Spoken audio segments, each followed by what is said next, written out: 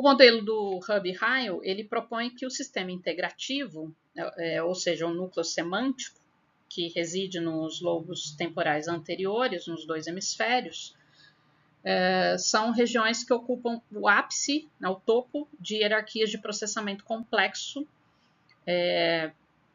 em ambos os hemisférios. E essas regiões receberiam entradas convergentes de várias regiões do cérebro, assim como enviariam sinais divergentes, né, para essas regiões. Então, tanto sinais bottom-up quanto top-down. E, portanto, elas parecem ser bastante adequadas para desempenhar as diversas funções de união de características e sistematização que a teoria do Hub-Heil atribui a esse núcleo central, né, esse hub.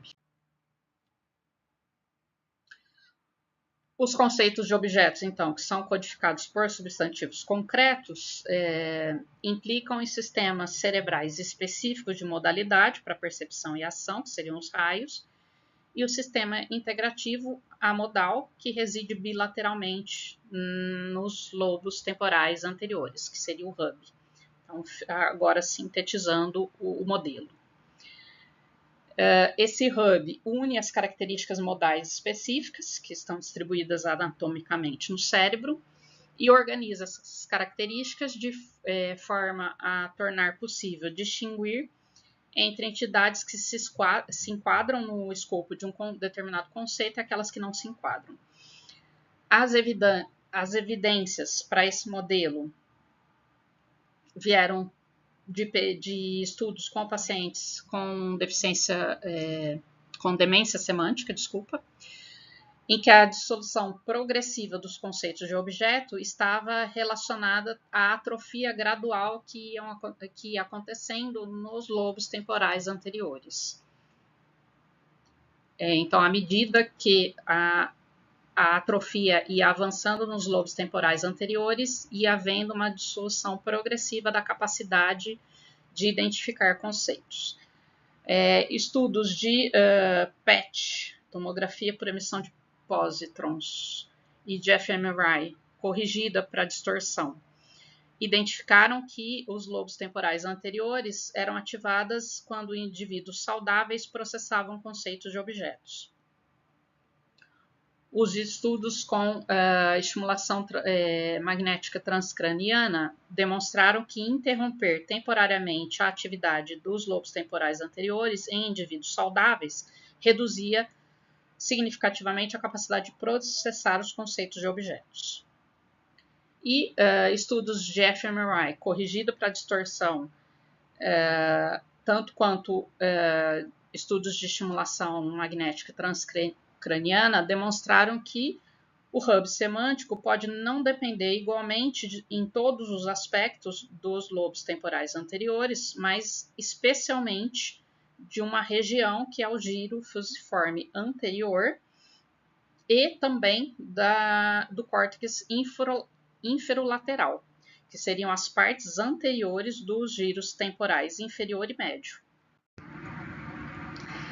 Então, a demência semântica, como a gente já viu na apresentação anterior, é uma doença neurodegenerativa, uma variante específica da afasia progressiva primária, na qual a capacidade de processamento conceitual vai se deteriorando gradualmente. Ela atinge principalmente os lobos temporais anteriores, nos dois hemisférios, embora haja frequentemente uma assimetria maior à esquerda. Conforme a doença vai avançando, tem uma perda de tecido e um hipometabolismo crescente nessas estruturas, especialmente nas partes ventral e lateral, além de uma extensão gradual para as regiões cerebrais vizinhas. Os pacientes com demência semântica, eles tendem a ter dificuldade em praticamente todas as tarefas verbais e não verbais que requerem a recuperação e processamento de conceitos de objetos. O desempenho é ruim quando eles são solicitados a nomear imagens. Também quando são solicitados a associar palavras com imagens, a verificar se palavras se referem a determinadas imagens, classificar palavras de acordo com a semelhança, classificar objetos de acordo com a semelhança, então o nome do objeto e a imagem do objeto, demonstrar o uso adequado de objetos ou reconhecer objetos com base em características visuais, auditivas, somatosensoriais e gustativas ou olfativas. Apesar dessa dificuldade de nomear essas imagens, né, de acordo com nessas diferentes tarefas, eles têm em geral um bom desempenho em testes independentes de percepção básica, em testes autobiográficos e testes de memória de trabalho, de resolução de problema e atenção, pelo menos até o avanço maior da doença.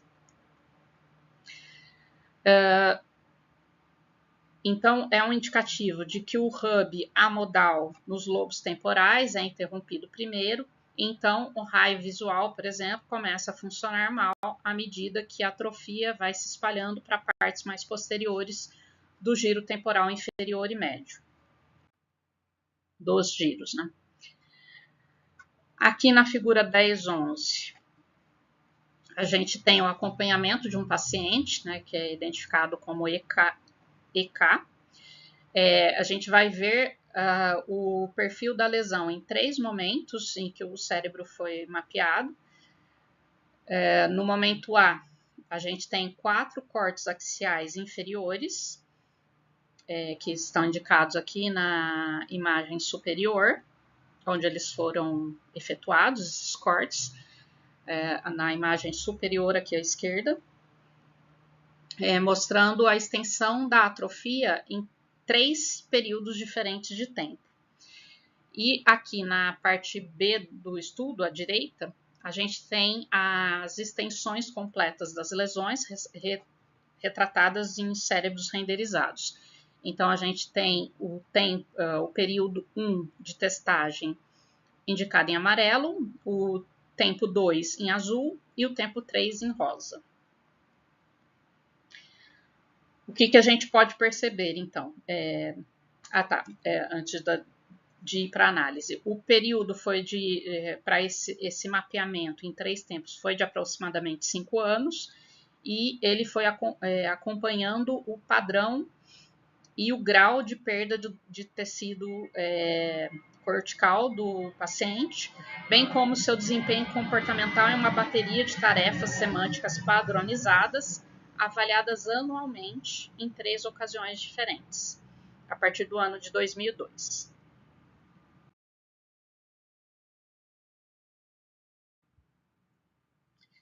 Então, ao longo dos 3 períodos de tempo, a distribuição da perda de tecido foi semelhante nos hemisférios esquerdo e direito, mas um pouco mais grave no esquerdo.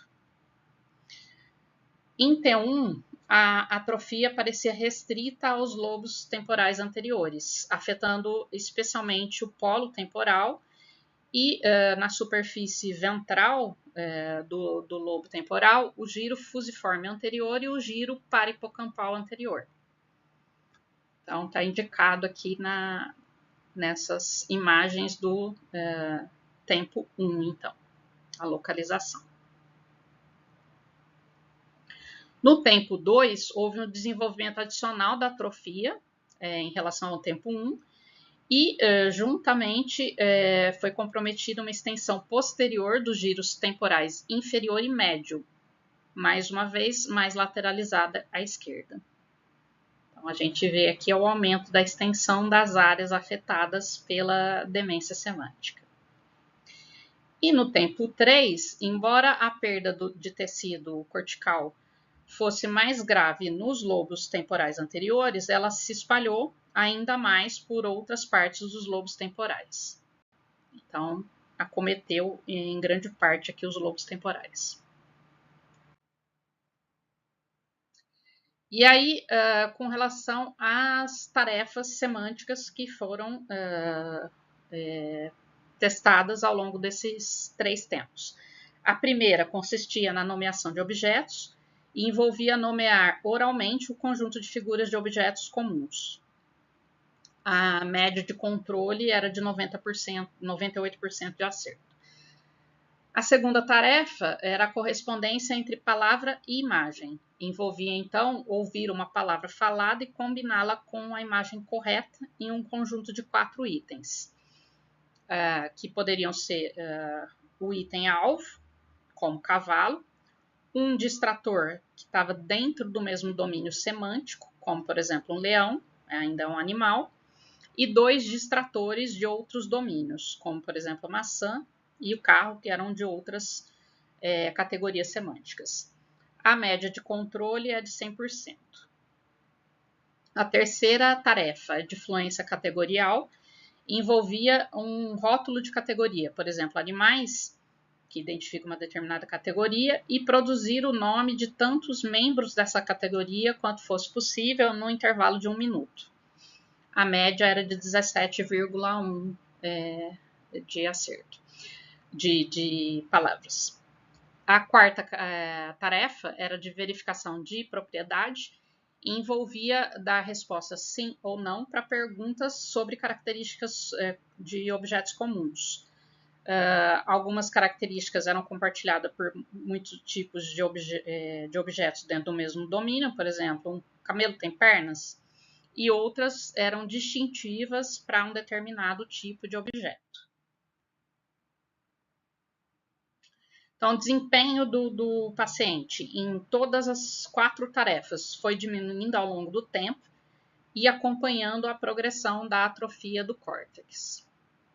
Então, a gente tem aqui o gráfico mostrando essa progressão. As pontuações obtidas pelo paciente em um subconjunto de tarefas administradas pelo pesquisador Bright e seus colegas durante os 3 exames anuais. A gente tem a coluna do T1, T2 e T3.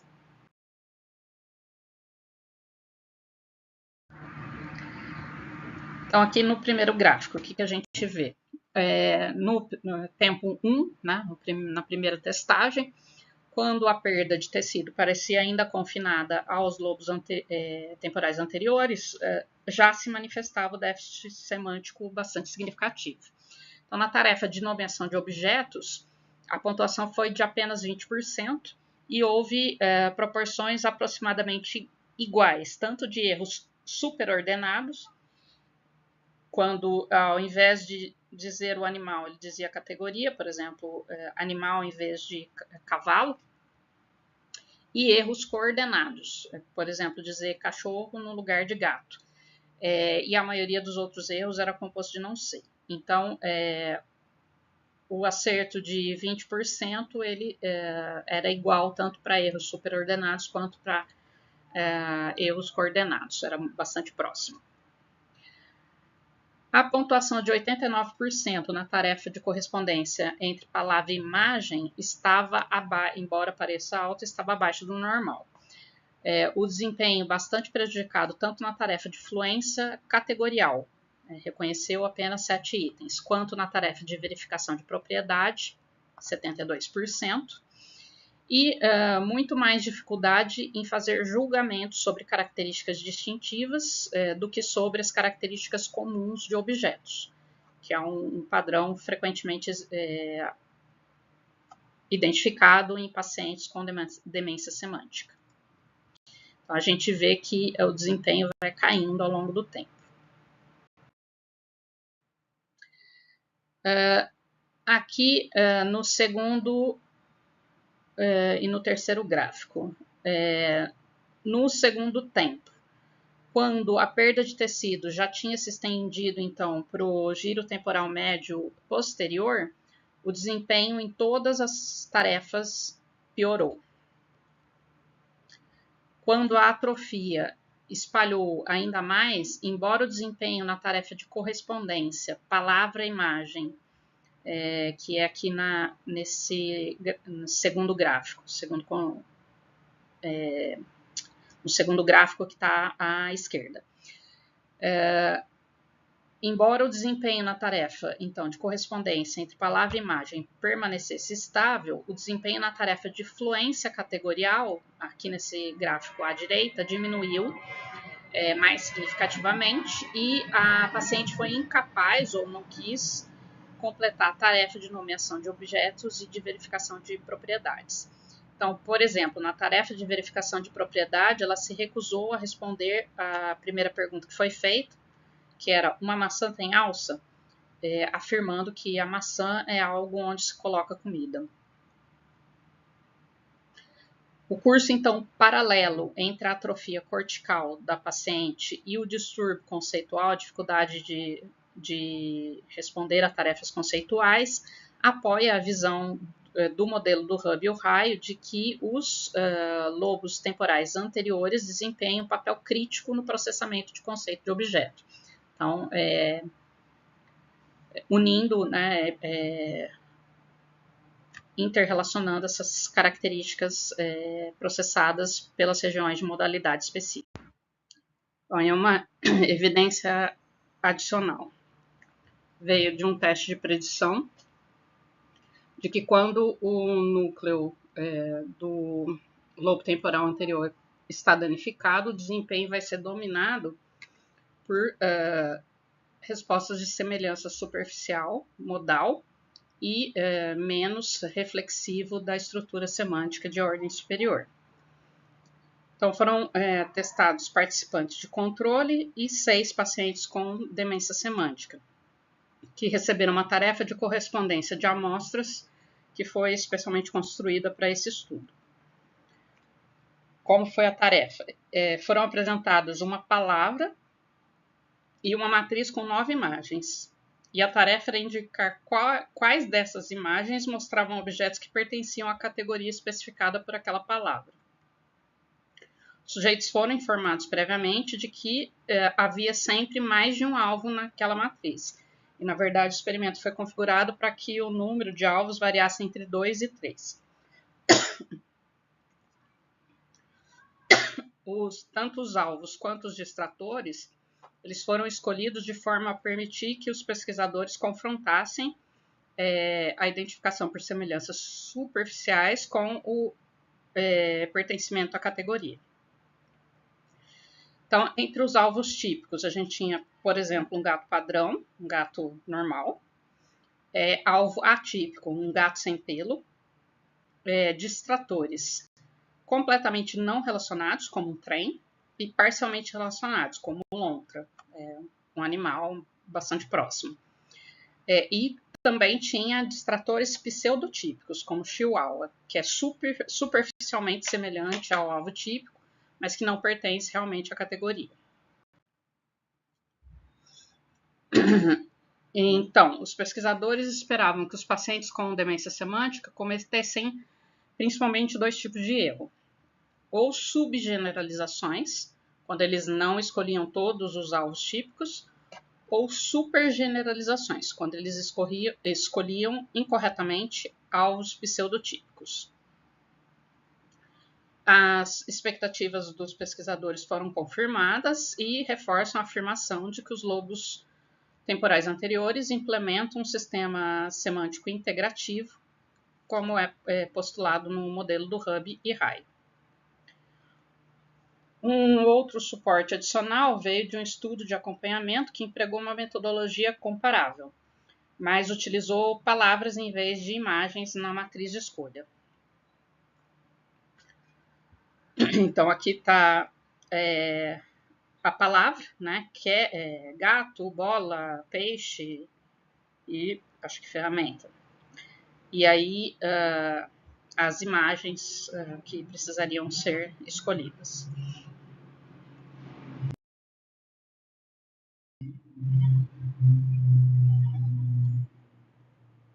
As imagens de animais eram organizadas aproximadamente por semelhança visual, e o resultado foi que a fronteira do conceito de gato precisa ter uma forma complexa para incluir exemplares que são estruturalmente diferentes de gato e excluir os não gatos visivelmente semelhantes. Então, o conceito ele é bastante complexo. A fronteira que diferencia um conceito de outro, uma categoria de outra, é bastante tênue.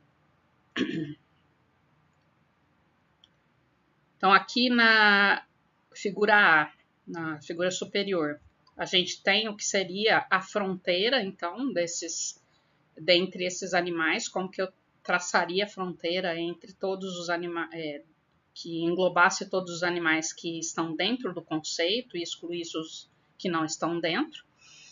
E aí a gente pode ver que é uma fronteira bastante complexa e que pode ser codificada dentro desse espaço semântico amodal, que é multidimensional e é totalmente funcional, como é postulado como sendo a função dos lobos temporais anteriores.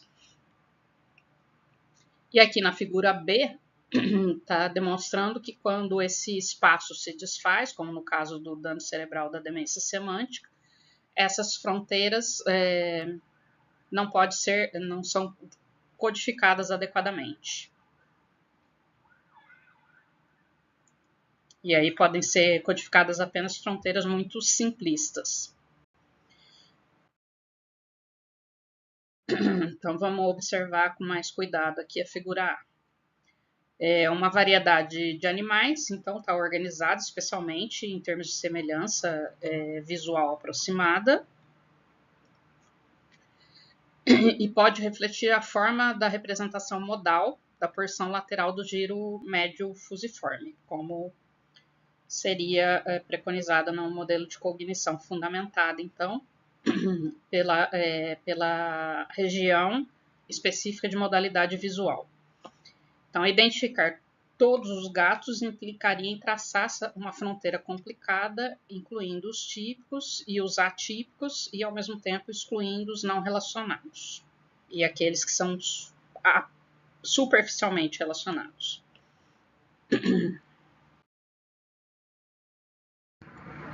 E a figura B, o que ela mostra?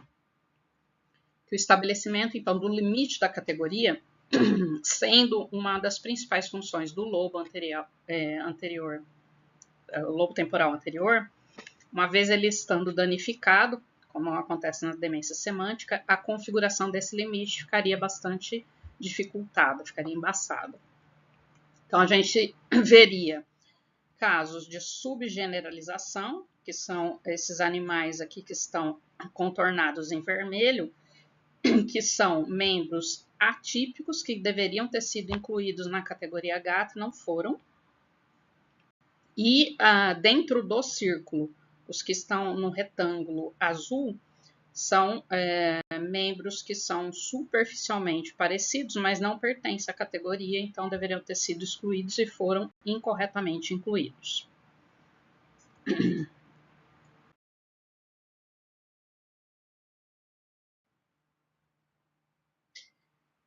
Muitos pesquisadores acreditam que esses achados da demência semântica fornecem evidências bastante fortes de que os núcleos do lobo temporal anterior são os nodos essenciais na arquitetura neural do conceito de objeto. Só que esses achados têm limitações em dois aspectos. Um, que é difícil descartar uma possibilidade de que mesmo em pacientes no estágio inicial da demência semântica, os déficits semânticos observados podem ser realmente devido a danos subliminares, danos que escapam à detecção da tecnologia cerebral que temos atualmente. Ou seja, não tem como a gente descartar que áreas de processamento modal específicos estejam comprometidas e que hoje não seja ainda possível de detectar. E não é viável inferir, a partir de estudos neuropsicológicos com pacientes com demência semântica, que certos setores dos lobos temporais anteriores contribuem mais para o conhecimento conceitual do que outros. Para superar essas limitações, a pesquisa com o modelo do Hub raio recorre a outros métodos, especialmente experimentos com fMRI e estimulação transcraniana. O fMRI tem uma fraqueza que a gente já ouviu bastante, né, que é os sinais boldes, que são interrompidos próximo às cavidades cheias de ar. devido a discrepâncias na suscetibilidade magnética do ar, do osso e da água. Então, os lobos temporais anteriores, por serem muito próximos dos seios paranasais, que estão cheios de ar, eles são tímidos, seriam pouco detectáveis ao fMRI, a ativação nessas regiões. Os avanços no domínio do fMRI tornam possível corrigir essa perda de sinal. Então, uma outra evidência vem da comparação de dois estudos. O primeiro é do Visser e seus colaboradores, que revelaram que uma atividade semanticamente impulsionada de maneira significativa nos lobos temporais anteriores. Como foi o estudo?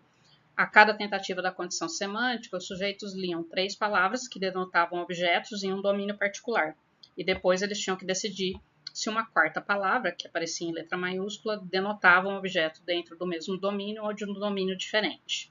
Então, um exemplo: táxi, barco, bicicleta, avião.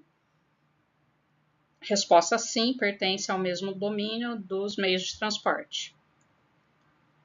Táxi, barco, bicicleta, colher. Resposta não, porque colher não pertence ao mesmo domínio. O outro estudo, feito pelo Devlin e colaboradores, era um protocolo experimental que tinha mostrado o envolvimento dos lobos temporais anteriores em imagens PET, que não tem a mesma fraqueza do efeito Bode do fMRI. A cada tentativa da linha de base, os sujeitos viam 3 sequências de letra específica e depois decidiam se a quarta sequência, que aparecia em letras maiúsculas, mostrava a mesma letra ou uma letra diferente. Então, uma sequência de errinhos, seguido por R maiúsculo, sim, pertence é a mesma letra, e uma sequência de errinhos, seguida da letra D maiúscula, não é a mesma letra. Aí, o que a comparação entre esses dois estudos demonstra? Quando contrastada a condição semântica com a linha de base, tem uma atividade significativa nos lobos temporais anteriores. Então, aqui a gente tem o resultado do fMRI, padrões de atividade representado na superfície ventral, né, o cérebro renderizado, bastante lateralizada aqui à esquerda. Atividade mais forte do que no hemisfério direito. A atividade é predominantemente ventral, centrada no giro fusiforme anterior, com alguma extensão tanto rostral quanto medial, né? Então, tanto para frente quanto para o meio. O estudo sugere que essas porções do lobo temporal anterior podem ser especialmente importantes para a compreensão de conceitos de objeto.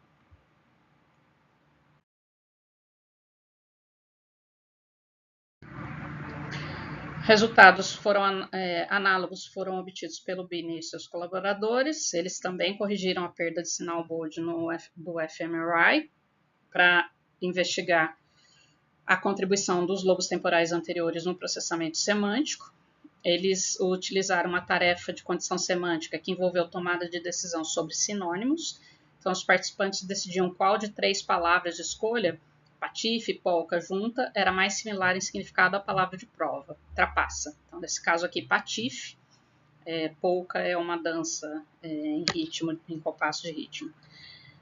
As palavras foram cuidadosamente combinadas, tanto em termos de imagem quanto de frequência. E a linha de base, com um formato comparável, envolvia números. Em cada tentativa, os participantes decidiam qual de 3 números estava mais próximo em valor do número de prova.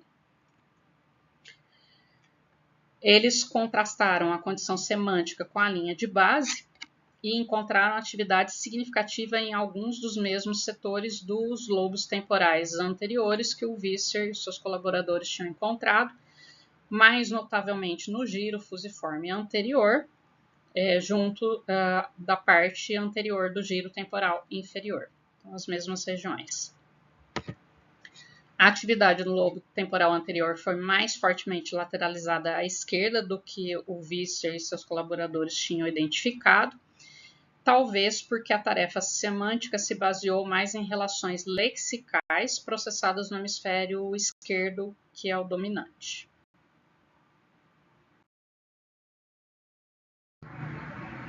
Então, aqui a gente tem os mapas de ativação cerebral em contraste com os dados comportamentais das demência semântica e da estimulação transcraniana do Binney e colaboradores. E os mapas aqui mostram a ativação do hemisfério esquerdo na figura A e B e direito na figura C, na análise de todo o cérebro, da diferença entre a tarefa semântica de julgamento de sinônimos e a tarefa de linha de base, que era de julgamento numérico.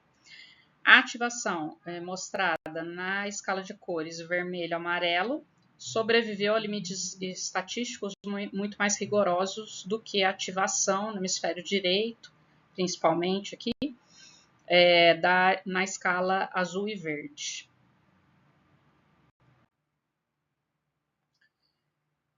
A precisão média, aqui na figura D, de pacientes com demência semântica, realizando a tarefa semântica em comparação com o grupo controle saudável, que foi pareado por idade.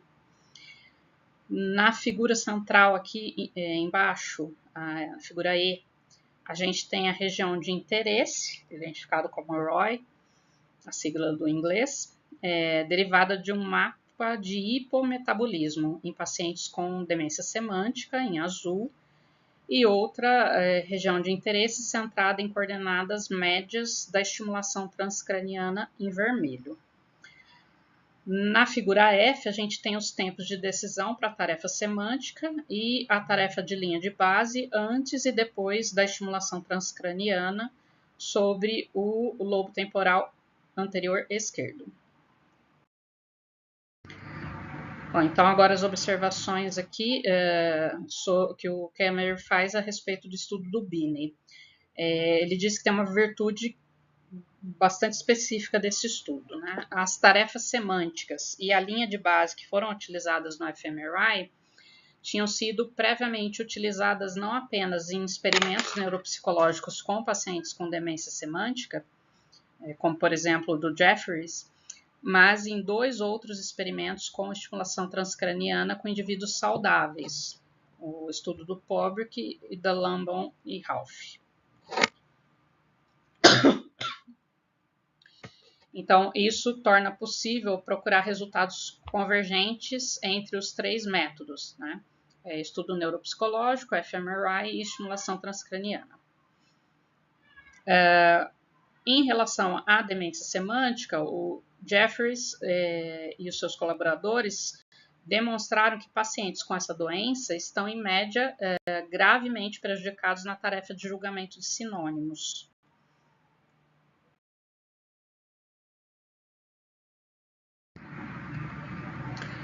O Binney e os colaboradores seguiram esses achados do Jeffries, buscando determinar se alguma das regiões específicas do lobo temporal anterior ativadas no experimento de fMRI estava no grande território dos lobos temporais anteriores, tipicamente afetados na demência semântica. A análise da região de interesse, usando um mapa de perda de tecido na demência semântica, foi feita com base no estudo do Galton. A descoberta deles é que 2 áreas corticais específicas, o giro fusiforme anterior esquerdo e o giro temporal anterior esquerdo, não apenas exibiam atividade mais significativa quando os indivíduos saudáveis realizavam tarefa de julgamento de sinônimos, mas também exibiam uma quantidade significativa de atrofia nos pacientes com demência semântica. Então, seria essa região aqui do giro fusiforme anterior esquerdo.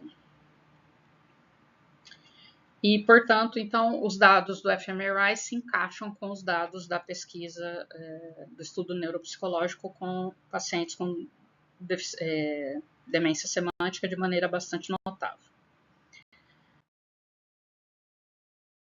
aqui está o giro temporal inferior.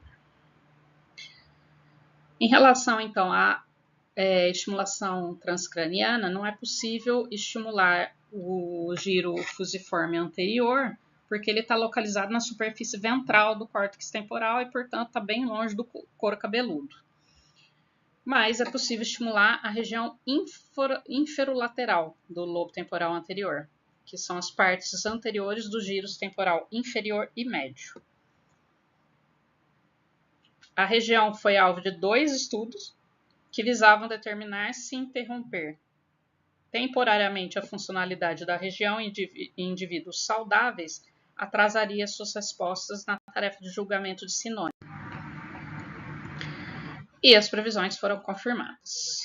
Quando a estimulação era aplicada na região-alvo no hemisfério esquerdo, em comparação com nenhuma estimulação aplicada, o tempo de reação era mais lento na tarefa de julgamento de sinônimo, mas não era na tarefa de julgamento de números.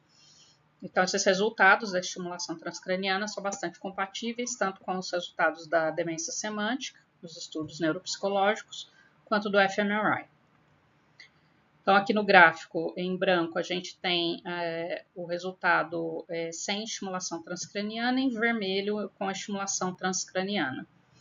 Então, o resultado no julgamento de números e o resultado no segundo conjunto de colunas aqui para o julgamento semântico. Então, bastante comprometida quando havia aplicação da estimulação transcraniana.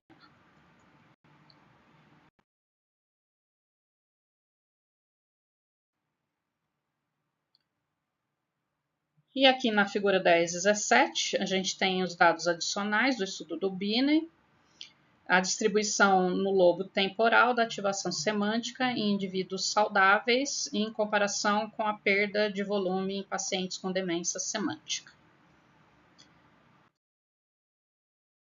Então, aqui nessa primeira parte da imagem, nas figuras A e B. A figura A está mostrando as regiões de interesse do lobo temporal usadas para avaliar a distribuição da ativação semântica no lobo temporal anterior. E no B, a gente tem um exemplo de varredura de ressonância magnética de um paciente com demência semântica, sobreposto às regiões de interesse do lobo temporal usadas em estudo volumétrico anterior de demência semântica, no estudo do Galton.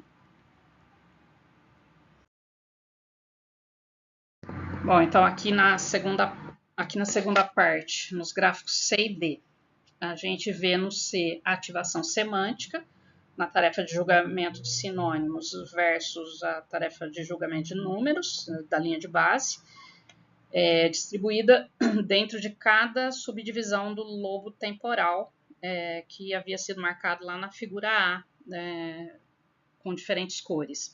Então, a gente está vendo em lilás aqui maior ativação no giro fusiforme.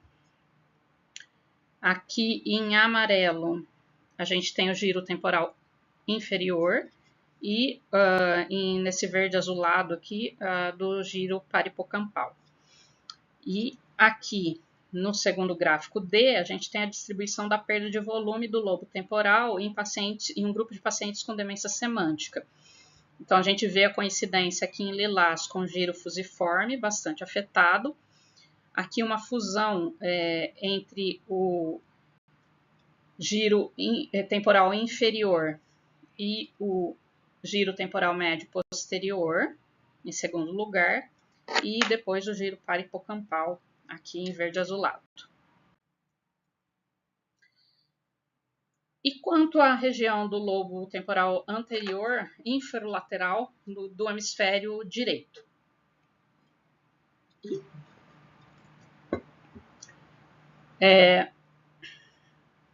Será que os estudos com estimulação transcraniana nesse local teriam o mesmo efeito? Embora a região não tenha cruzado o limiar estatístico para ativação significativa em fMRI no estudo do Binney, é uma região que tende a ser disfuncional na demência semântica, e esse é um fato bastante estabelecido que apoia a possibilidade dela cooperar com o seu lado homólogo no hemisfério esquerdo, na implementação do hub semântico. Então, foi feito um teste de aplicação de estimulação transcraniana não apenas na região-alvo do hemisfério esquerdo, mas também na região-alvo no hemisfério direito, enquanto os sujeitos realizavam a tarefa de julgamento de sinônimo e a tarefa de julgamento de número. Resultado, essencialmente o mesmo, independente de qual hemisfério era estimulado. Isso permite inferir que interferir na operação, no funcionamento da região nos dois hemisférios aumenta significativamente o tempo de reação na tarefa lexical, mas não na tarefa numérica.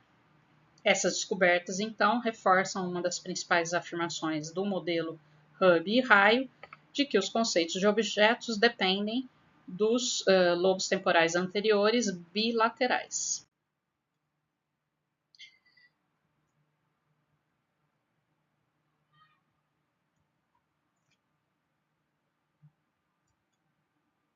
Aí vamos agora observar o gráfico, entender o que ele está mostrando. Então, resultado é essencialmente o mesmo, né, nos dois hemisférios. A gente está vendo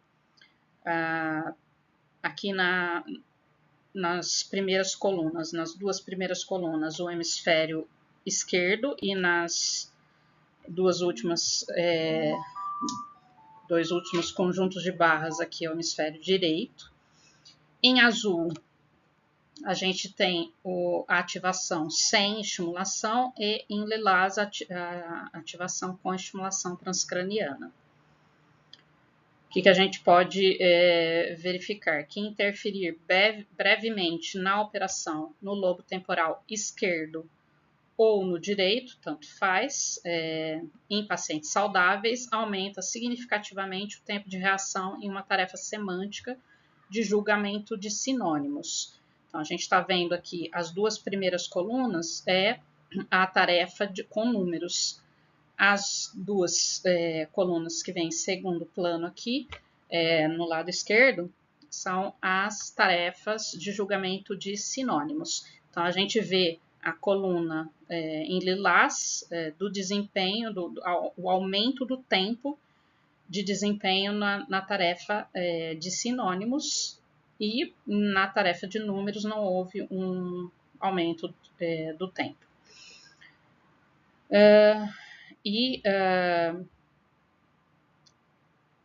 Na segunda dupla aqui de barras, né, no lado direito desse gráfico, a gente vê também, né, a tarefa de números no hemisfério direito.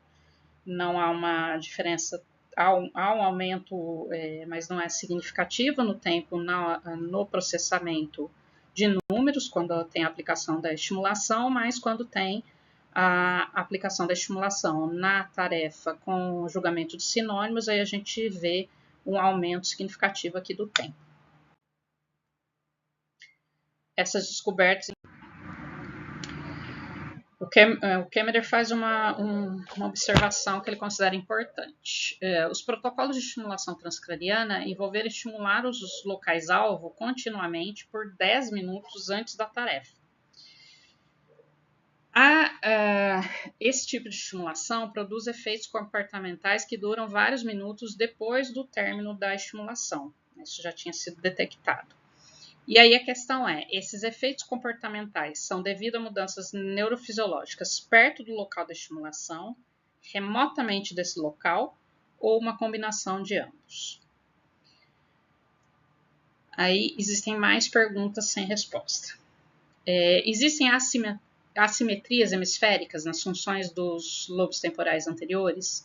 Seria, por exemplo, o lado esquerdo mais envolvido na codificação, na compreensão de conceitos codificados linguisticamente, e o lado direito com os que não são linguísticos? As duas regiões-chave dentro dos lobos temporais anteriores, né, ou pelo menos supostamente, né, chave, que são o giro fusiforme anterior e o inferolateral, elas realizam diferentes tipos de operação semântica?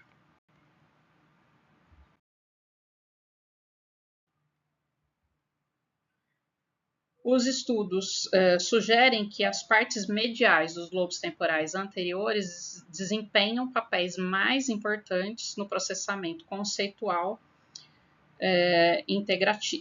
desempenham papéis importantes no processamento conceitual integrativo multimodal. Então, seriam essas regiões que fariam a integração entre diferentes aspectos sensoriais e motores dos conceitos. A pergunta que fica é como conciliar com os dados independentes que sugerem que os lobos temporais anteriores estão mais fortemente associados a conceitos sociais do que a conceitos, a outros domínios semânticos. E também como as funções conceituais do hub dos lobos temporais anteriores se relacionam com as funções conceituais também de tipo hub integrativas, aparentemente semelhantes do giro angular esquerdo. Então é isso. Terminamos e não sei o quanto erramos nessa apresentação.